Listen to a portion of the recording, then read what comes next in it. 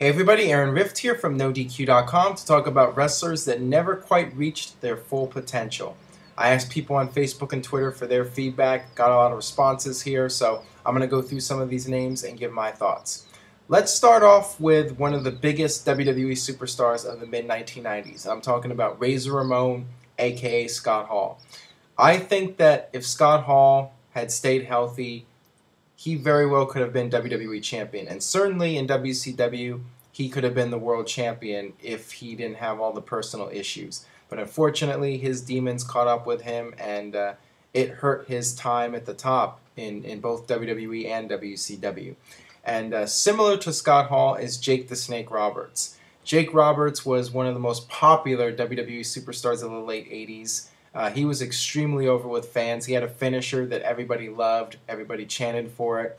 He could have been a top-tier babyface in WWE, but like Scott Hall, Jake Roberts had his personal demons, the drug addictions, the alcohol addictions, and he just couldn't beat his demons, and WWE had to let him go. He went to WCW. WCW let him go a few months later. He came back to WWE. He left again. He was never able to stay on top, and perhaps he should have because he certainly had all the talent to be at the top. And another guy I want to mention, similar to both Hall and Roberts, is Marty Jannetty. Shawn Michaels and Marty Jannetty were the Rockers, and Shawn Michaels went on to be one of the biggest stars of all time, and Marty Jannetty just kind of faded away. And I think that's unfortunate because Marty Jannetty had a lot of talent. But like Hall and Roberts, Marty Jannetty had his personal demons, and that hurt his career. He got fired from WWE, and they kept bringing him back. I think he got rehired 4 or 5 different times because the guy is that talented, but he couldn't take care of himself, and WWE had to keep letting him go. So I mean that's a really sad story with Marty Jannetty. He could have maybe not as big as Shawn Michaels, but he could have been up there as one of the top superstars in WWE. Now let's talk about guys that started off hot and then kind of fizzled out. The first on the list here, Ahmed Johnson. Ahmed Johnson had a hot start in WWE. He debuted on pay-per-view at Survivor Series 1995, and he was really over with the fans from the get-go. And it wasn't because he was a good wrestler. He wasn't very good, and he was a terrible promo, but he had the physical presence. He looked like a guy that you wouldn't want to mess with. He had the tough guy wrestler look, and he was just very intense in the ring, and people loved him for that. He kind of had like that Goldberg that feel where you felt that this guy was the real deal. And Ahmed Johnson got pushed very hard in WWE, but the problem with him is that he was injury prone. He got injured a lot, and he was also considered to be clumsy in the ring, and he would hurt other people as well. And that pretty much killed his career. I mean, he debuted in '95, and by the end of 1997, he was pretty much out the door in WWE, and that was the end of his career in WWE. And somebody similar to Ahmed Johnson is Mr. Kennedy.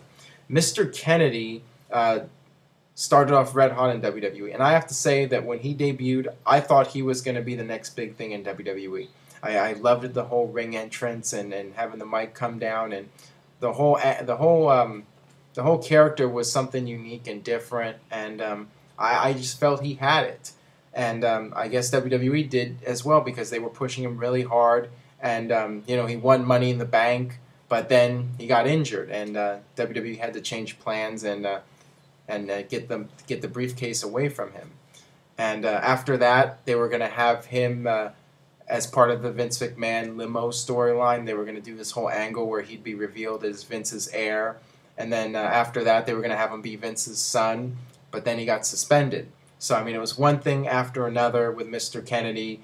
And then he finally made a comeback in 2009. And what happens? His first match back, he hurts Randy Orton. And WWE decides to just cut their losses, and they let him go.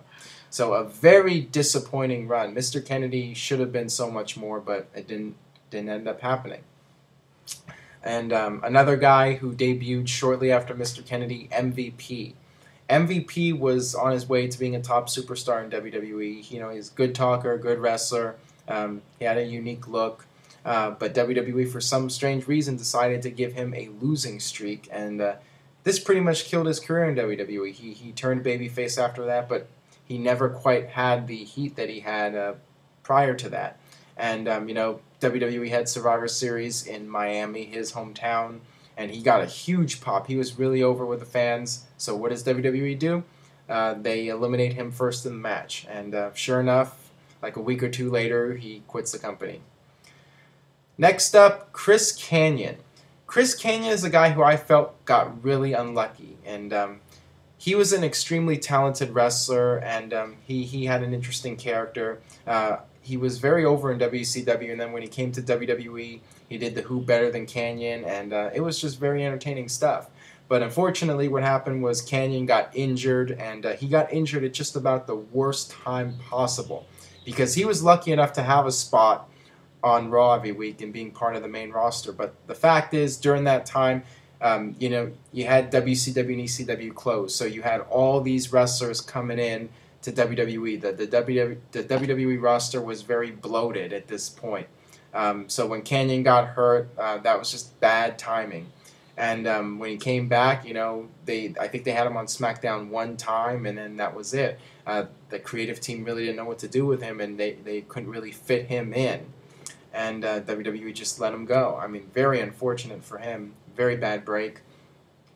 And a few years later, to try to generate some buzz about himself, he came out that he was the first openly gay professional wrestler, and I think it was 7 or 8 years too soon, because nobody really cared, and he was just largely ignored, and he ended up taking his own life. Just I think a lot of it just because of the frustrations with his career, because he should have been so much more, but he just had a lot of bad luck and bad timing.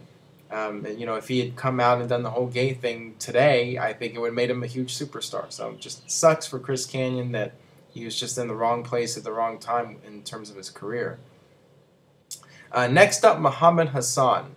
I really loved this character. It was a great anti-American gimmick. And, with the whole entrance music, right from the first second when his music hits, everybody starts booing. I mean, it's great. And him and Daivari were very entertaining. They were very good at their roles. And I really felt Muhammad Hassan could have been a main event superstar in WWE. He could have been a top heel. But then WWE did this angle, this terrorist angle, and UPN got in a lot of trouble. So WWE, for political reasons, decided to just drop the character. And that sucked. I mean, that was, in my opinion, a bad decision. WWE should have just maybe take him off TV for a little bit and let the heat die down. But they decided just to completely drop the character. And the guy that played Muhammad Hassan ended up leaving the wrestling business. And I can't blame him. I mean, I'd be frustrated too. He was building up so much momentum with the character, and then WWE just dropped it just like that. It was over. Very unfortunate. Next up, Barry Windham. Barry Windham, one of the most talented wrestlers of his era, no doubt about it.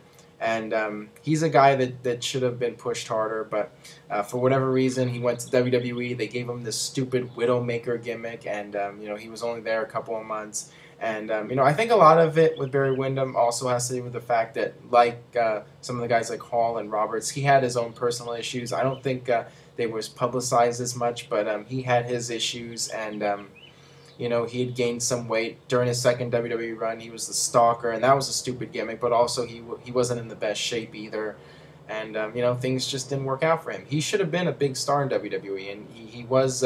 For a brief period, the tag team champions with Mike Rotundo in the mid '80s, but besides that, his runs in WWE were very disappointing. Goldberg, I have Goldberg on here not because of his WCW run. Obviously, he was very successful in WCW, but I put him on this list because of WWE. He should have been a bigger deal in WWE than he was, and I think a lot of it had to do with WWE not wanting to push him because he was a WCW creation. And I think it's because they wanted to mold him into the WWE version of Goldberg. But the fact is, he got over for being the WCW Goldberg, and that's just going out there kicking ass, having 2 3-minute squash matches, and just dominating people. And in WWE, they wanted to have him put over people and pay his dues and work longer matches, yada, yada, yada. It didn't work out. You look at SummerSlam 2003. Goldberg came out, and the fans were going crazy.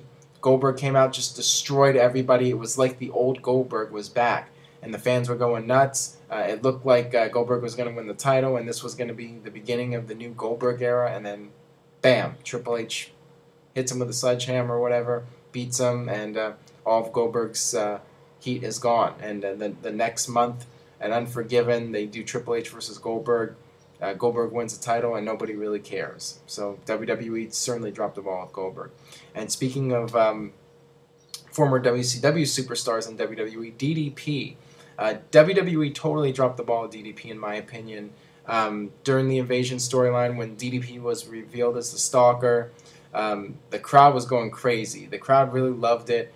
And then what happens? 6 days later, King of the Ring, Undertaker destroys DDP, and DDP is treated as a joke from that point forward.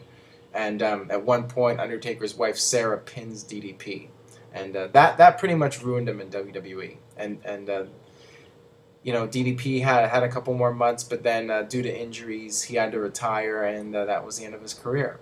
So very disappointing end for DDP. DDP should have been a bigger deal in WWE. He was a huge superstar in WCW. I think also part of the problem with DDP is that he broke into the wrestling business so late. He was already well into his 30s when he started getting pushed in WCW. So, I think if DDP was younger, maybe he would have been able to hang in there in WWE and would have eventually broken out of the pack, and they would have started pushing him harder. Who knows? Next up is Zack Ryder. Zack Ryder was a guy in 2011 who was on fire. Zack Ryder was the talk of the wrestling world. Everybody was talking about him. He had so much momentum, but the problem is that WWE didn't want to push him hard because he was going into business for himself. WWE, he wasn't a WWE, he wasn't part of the WWE machine. So WWE kind of pushed him a little bit, but they were very lazy about it, and they didn't really commit to it. And Zack Ryder just fizzled out, and now nobody talks about him. So all that momentum was wasted, and WWE could have done so much more with him, but they chose not to, and that was the end of it. Speaking of a guy that WWE failed to capitalize on his momentum, I'm talking about Test. Test was becoming a huge superstar in WWE in 1999. He had a ton of momentum coming off the SummerSlam match with Shane McMahon. But WWE ended up doing this Triple H Stephanie marriage storyline, and Test's push got put on the back burner. I mean, that's basically what happened.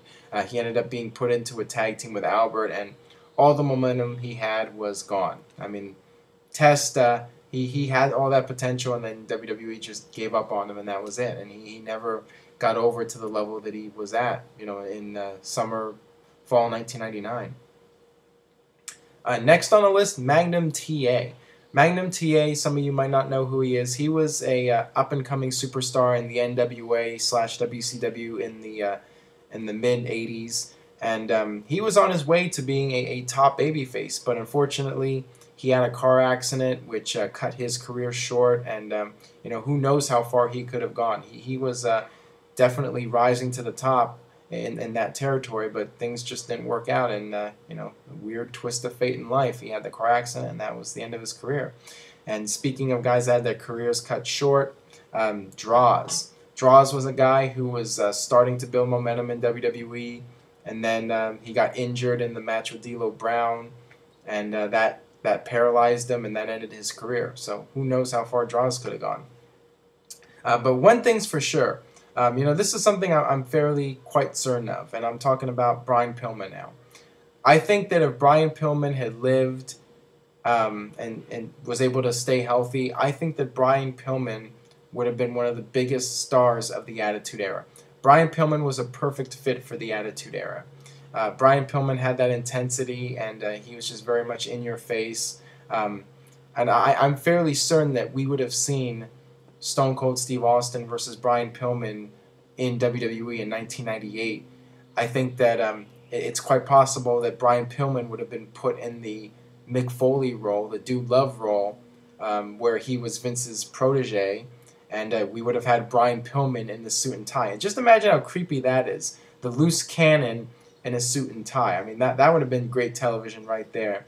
And I have no doubt that Austin and Pillman would have been a huge feud in 1998. But it just wasn't meant to be. And Brian Pillman tragically died in October '97. And he was on his way to being something special in WWE. I'm fairly certain of that. A lot of people mentioned Owen Hart as a guy that didn't reach his full potential. I'm not quite sure I would agree with that. I think that Owen Hart was starting to wind his career down at the time he died. I think that if he had lived, he probably would have been in the mid-card for a few more years, and then he would have just called it a career. I don't think Owen Hart was going to be WWE champion or anything like that. I just feel that his career was starting to wind itself down at the time that he died. And lastly, Eddie Guerrero. As far as Eddie Guerrero goes, I think that he would have had several more years at the top ahead of him if he had lived. I think that there were so many possibilities with him. You could have had him against John Cena in a big feud, and him against Randy Orton. There were a lot of different matches you could have done with Eddie Guerrero. He was just starting a feud with Batista at the time. So I think Eddie Guerrero would have had a lot of good years ahead of him if he had lived. So definitely he was a guy that didn't reach his full potential, and he would have been a top superstar for as long as he wanted to keep wrestling, because he was just that good and that over with the fans. All right, that'll do it for my thoughts on the wrestlers that did not reach their full potential. Let me know what you think, which names you agree with, which names you disagree with. Leave a comment, youtube.com/NoDQCAW, and stay tuned to NoDQ.com for all the very latest in WWE and TNA. Thanks for watching.